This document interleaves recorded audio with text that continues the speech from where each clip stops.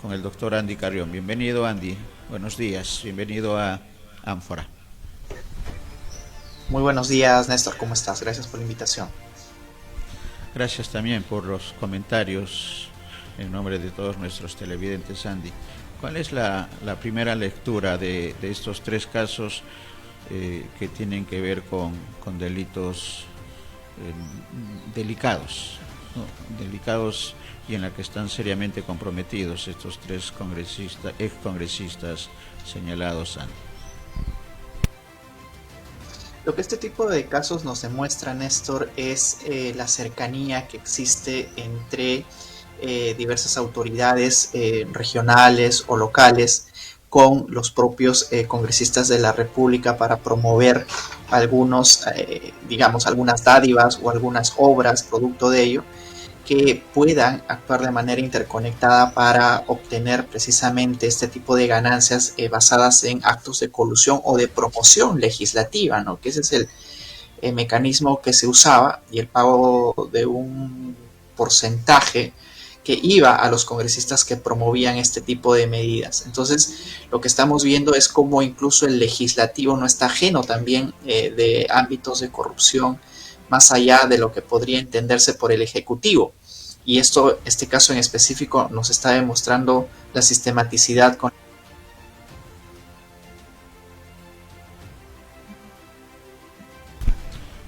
Si hemos perdido momentáneamente la señal de audio de Andy, eh, lo que sí, ahí retomamos, sí, producción me dice que sí. Eso significa, Andy, que la legislación está bien, está de acorde a estos grandes problemas de corrupción. Lo que yo entiendo de ello, Néstor, es de que definitivamente este tipo de favorecimientos desde el legislativo a la promoción de determinadas obras está enraizado también dentro de la política de promoción de los gobiernos locales y regionales, ¿no? No solamente que el Ejecutivo o estas instancias se encarguen de cometer actos de corrupción, sino que también necesitan cierto nivel de ayuda, de cooperación y proactividad de parte de las autoridades legislativas, como este caso nos lo está demostrando. Correcto, porque en el caso de Guren y Rondón, la acusación y la investigación es por un presunto pago a fin de presentar en el Congreso proyectos de ley que evitaran que la Superintendencia de Banca y Seguros fiscalice a las cooperativas durante la gestión de los congresistas. Eh, entonces, esa situación, ahora como es congresistas, la investigación y luego el posterior juicio se realiza en función a ciudadanos comunes y corrientes, como se dice coloquialmente, Andy.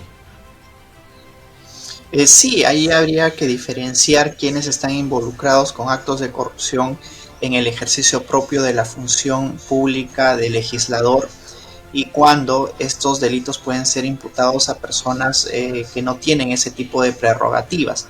Recordemos ahora también de que, de acuerdo a la legislación actual, no necesariamente ya se pasa por un antejuicio que antes sí era exigido, con lo cual los procedimientos son mucho más ágiles, pero que naturalmente necesitan un tipo de intervención por parte de la Fiscalía de la Nación previo al sometimiento a un juicio o a una investigación por parte de las autoridades fiscales.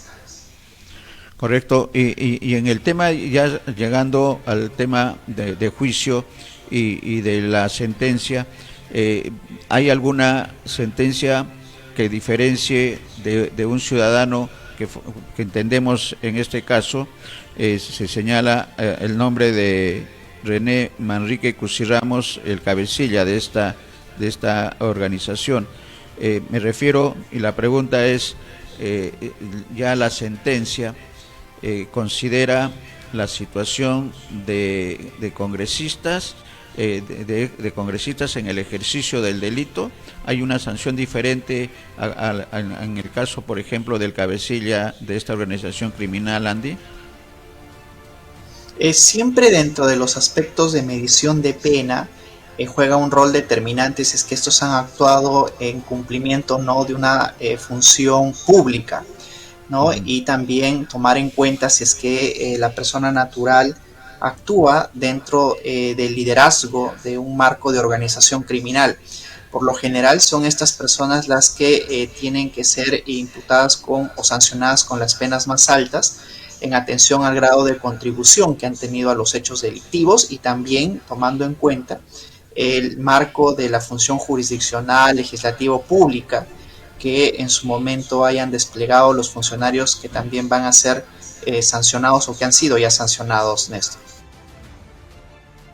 De Albrecht, de Víctor Albrecht, se habla que se dice en la acusación y en la detención posterior de este congresista del Fujimorismo, que cobraba a los alcaldes el 5% de cada obra pública cuando ejercía, igual que los dos anteriores excongresistas, su condición de presidente de la Comisión de Vivienda y Construcción. La situación en estos casos, en este caso también es similar a la de los dos congresistas anteriores, Seguren y Rondón, los dos arequipeños, además, en estos casos, Sandy. Definitivamente, ¿no? Y ojo que aquí también los delitos que se les está imputando no solamente es la pertenencia a una organización criminal, sino el delito de cohecho, es decir, el delito de soborno y también el delito de colusión, que tienen, hablando en términos de sanción, las penas más altas respecto a lo que nuestro Código Penal puede concebir, más aún cuando esto ha sido desplegado en el ejercicio de la propia función congresal. Así es que en este caso también debemos advertir de que existe reincidencia respecto al último congresista que acabas de mencionar, porque ya en anteriores ocasiones había tenido ya no solamente investigaciones, sino también incluso pedidos de prisiones preventivas que nos consta a todos que asistimos a evaluar estos actos de corrupción. Correcto, entonces significa eso que la sanción va a ser la más alta que se considera para estos delitos. ¿Y de cuántos años estamos hablando? Porque en la información que tenemos de la Fiscalía dice que la mayor parte de los proyectos en los que interfirió Albrecht fueron de agua potable y saneamiento para los distritos más pobres de Ayacucho, como dan a conocer la relación Anco, Vincho, Socros, Chiara, entre otros, y señalan que no tuvo ningún reparo en exigir el 5% del presupuesto, dinero que salió del mismo presupuesto para la ejecución de las obras, lo que significa un robo de fondos públicos. ¿De cuánto estamos hablando de las penas con respecto a estos delitos con estos antecedentes agregados, Andy? Son muchos los elementos que se deben de tomar en cuenta, ¿no? Por ejemplo, si es funcionario público, la reincidencia en la comisión de este tipo de delitos, el grado de contribución determinante o no a la comisión de estos delitos y sobre todo si es que puede o no sumarse las penas finalmente, porque de acuerdo al Código Penal los delitos de colusión o delitos de corrupción de funcionarios pueden llegar hasta 12 años de pena privativa de libertad, pero que cuando son cometidas en conexión con algunos otros delitos, estos pueden en concurso llegar a sumar incluso los 25 años de pena privativa de libertad como máximo. Así es que yo creo que aquí sí están enfrentando sanciones muy altas, porque también el juez en su momento va a tener que tomar en cuenta los otros delitos que ha cometido, ¿no? Como un elemento de valorización determinante a la hora de imponer el grado de sanción que les corresponde. Acá producción, muchas gracias Andy por las precisiones. Producción hace recordar el caso de Luciana León, que también interfirió en su condición de congresista para lograr algunos presupuestos especiales para municipalidades de Lima, especialmente de La Victoria. Esa situación a estas no tiene ninguna diferencia en el tema de las sanciones, Andy. Sí, y claro, cómo no recordar ese caso que incluso está investigado también dentro de los márgenes del delito de lavado de activos, ¿no? Porque uno de los elementos importantes que se encontró dentro de este caso es que ella cumplió con el pago de su departamento de muy pocas armadas, ¿verdad? Luego de haberlas comprado, y que se supone dentro del marco de imputación de la Fiscalía vendrían de los funcionarios públicos, especialmente el exalcalde de La Victoria, que trataba de gestionar obras para su distrito, correspondiéndoles también un margen, un porcentaje a quienes lo hacían, como en este caso acabas de mencionar, el de la ex congresista Luciana León. De acuerdo. Pues todavía hay mucho. ¿Y qué otros casos más tendremos en el camino con excongresistas, exalcaldes y funcionarios públicos? La legislación, para terminar, ¿la legislación está vigente para estos casos o hay necesidad de alguna corrección? Ayer el defensor del pueblo, Andy, hablaba que el Código Penal tenía una cantidad X de artículos, pero que las modificaciones que se habían hecho eran mucho mayores que los artículos. ¿Qué comentario? ¿Hay necesidad de unificar, de actualizar el tema del Código Penal, Andy? Lo que sucede es de que el Código Penal que el día de hoy nosotros tenemos como marco normativo ha sido elaborado dentro de comisiones que finalmente salió a la luz el año 1991.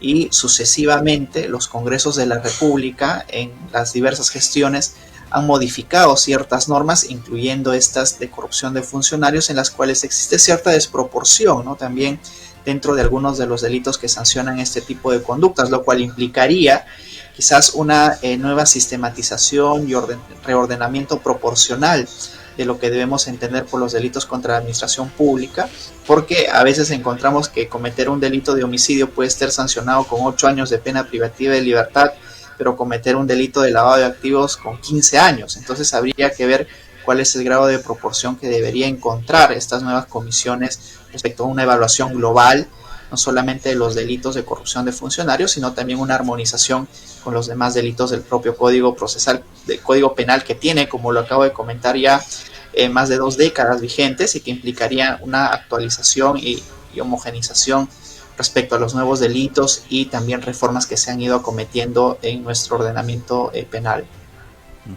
La pregunta de concepto ya, 8 años y 15 años, ¿cuál sería la opinión personal de Andy de subir la pena a los lavados a los homicidios o bajar la pena de los lavados de activos? ¿Cuál es el término medio?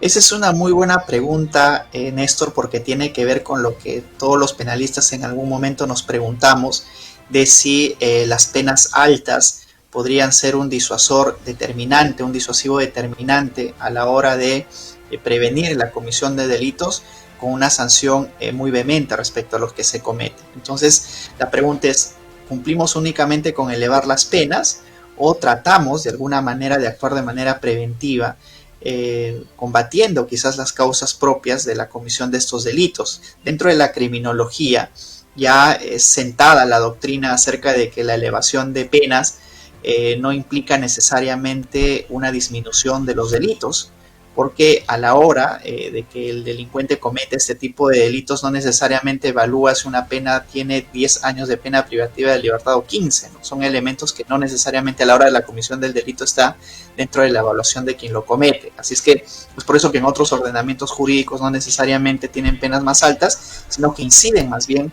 en combatir de manera efectiva la comisión de delitos. Correcto, y la pena más drástica en el Código Penal es la pena de muerte.